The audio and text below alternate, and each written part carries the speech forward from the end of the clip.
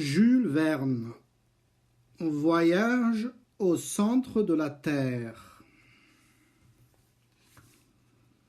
Chapitre 1. Le 24 mai 1863, un dimanche, mon oncle, le professeur Lidenbrock, revint précipitamment vers sa petite maison située au numéro 19 de Königstrasse, l'une des plus anciennes rues du vieux quartier de Hambourg. La bonne Marthe dut se croire fort en retard, car le dîner commençait à peine à chanter sur le fourneau de la cuisine.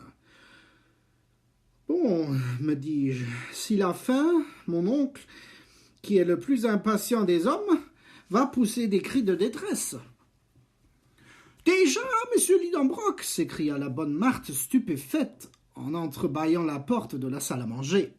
« Oui, Marthe, mais le dîner a le droit de ne point être cuit, car il n'est pas 2 heures. La demie vient à peine de sonner à Saint-Michel. »« Alors pourquoi monsieur Lidenbrock rentre-t-il ?»« Il nous le dira vraisemblablement. »« Le voilà, je me sauve, monsieur Axel, vous lui ferez entendre raison. » Et la bonne Marthe regagna son laboratoire culinaire. Je restai seul.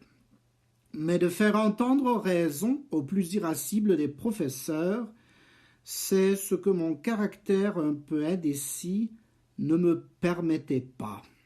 Aussi je me préparais à regagner prudemment ma petite chambre du haut, quand la porte de la rue cria sur ses gonds.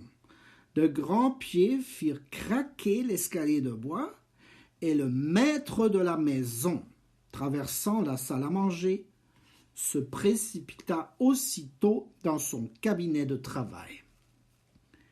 Mais, pendant ce rapide passage, il avait jeté dans un coin sa canne à tête de casse-noisette, sur la table son large chapeau à poils rebroussés, et à son neveu ces paroles retentissantes. « Axel, suis-moi !» Je n'avais pas eu le temps de bouger que le professeur me criait déjà avec un vif accent d'impatience. « Eh bien, tu n'es pas encore ici !» Je m'élançai dans le cabinet de mon redoutable maître. Otto Lidenbrock n'était pas un méchant homme, j'en conviens volontiers. Mais à moins de changements improbables, il mourra dans la peau d'un terrible original. Il était professeur au Johanneum et faisait un cours de minéralogie pendant lequel il se mettait régulièrement en colère 1 fois ou 2. Non point qu'il se préoccupât d'avoir des élèves assidus à ses leçons, ni du degré d'attention qu'il lui accordait, ni du succès qu'il pouvait obtenir par la suite.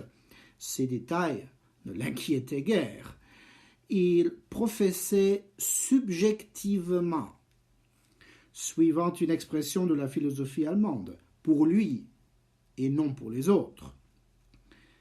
C'était un savant égoïste, un puits de science dont la poulie grinçait quand on en voulait tirer quelque chose. En un mot, un avare. Il y a quelques professeurs de ce genre en Allemagne. Mon oncle, malheureusement, ne jouissait pas d'une extrême facilité de prononciation, sinon dans l'intimité, au moins quand il parlait en public.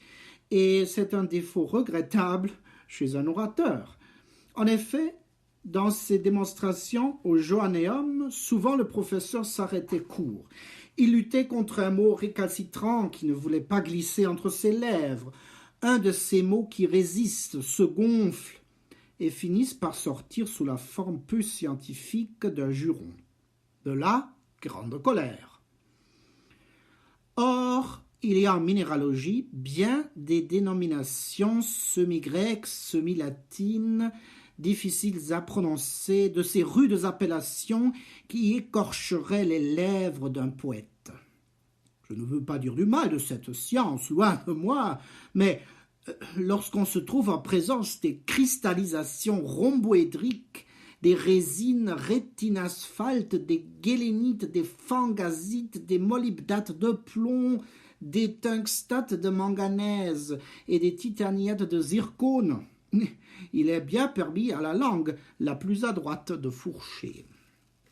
Donc, la ville, on connaissait cette pardonnable infirmité de mon oncle, et on en abusait, et on l'attendait au passage dangereux, et il se mettait en fureur, et l'on riait, ce qui n'est pas de bon goût, même pour des Allemands. Et s'il y avait toujours grande affluence d'auditeurs au cours de Lidenbrock, combien les suivaient assidûment, qui venaient surtout pour se dérider aux belles colères du professeur.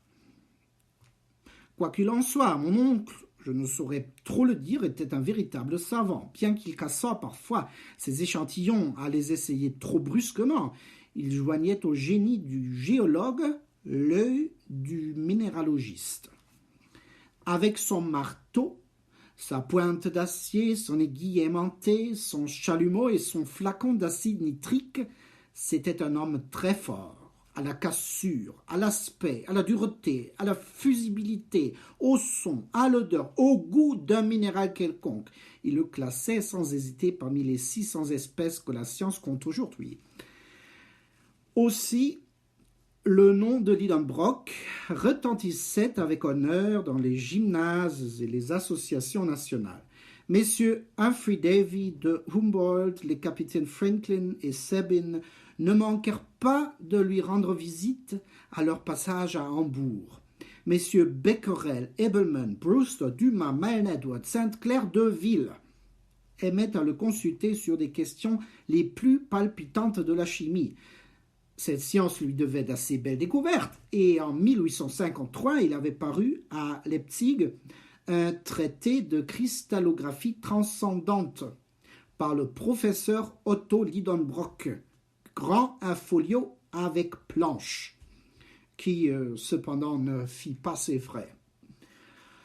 Ajoutez à cela que mon oncle était conservateur du musée minéralogique de M. Struve, ambassadeur de Russie, précieuse collection d'une renommée européenne.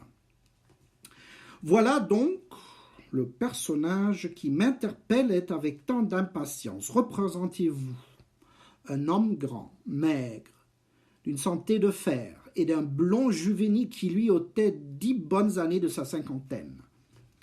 Ses gros yeux roulaient sans cesse derrière des lunettes considérables. Son nez, long et mince, ressemblait à une lame affilée. Les méchants prétendaient même qu'il était aimanté et qu'il attirait la limaille de fer. Pure calomnie, il n'attirait que le tabac, mais en grande abondance pour ne point mentir. Quand j'aurais ajouté que mon oncle faisait des enjambées mathématiques d'une demi-toise, et si je dis qu'en marchant il tenait ses poings solidement fermés, signe d'un tempérament impétueux, on le connaîtra assez pour ne pas se montrer friand de sa compagnie. Il demeurait dans sa petite maison de Königstrasse, une habitation moitié bois, moitié brique, à pignon dentelé. Elle donnait sur l'un de ces canaux sinueux qui se croisent au milieu du plus ancien quartier de Hambourg, que l'incendie de 1842 a heureusement respecté.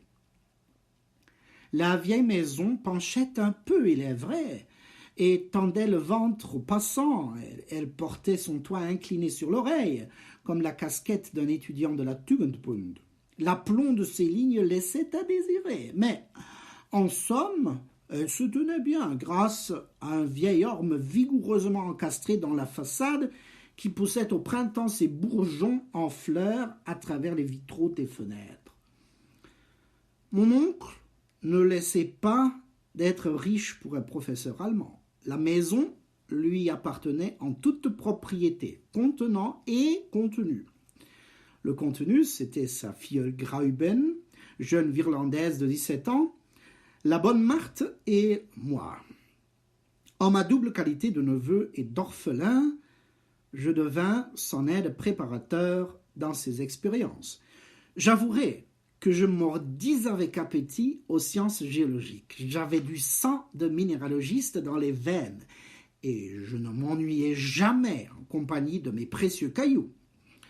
En somme, on pouvait vivre heureux dans cette maisonnette au Königstrasse malgré les impatiences de son propriétaire, car, tout en s'y prenant d'une façon un peu brutale, celui-ci ne m'en aimait pas moins.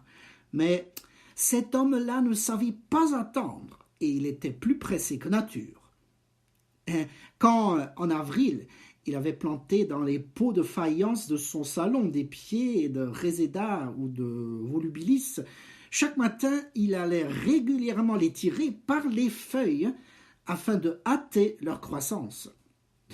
Avec un pareil original, il n'y avait qu'à obéir. Je me précipitai donc dans son cabinet.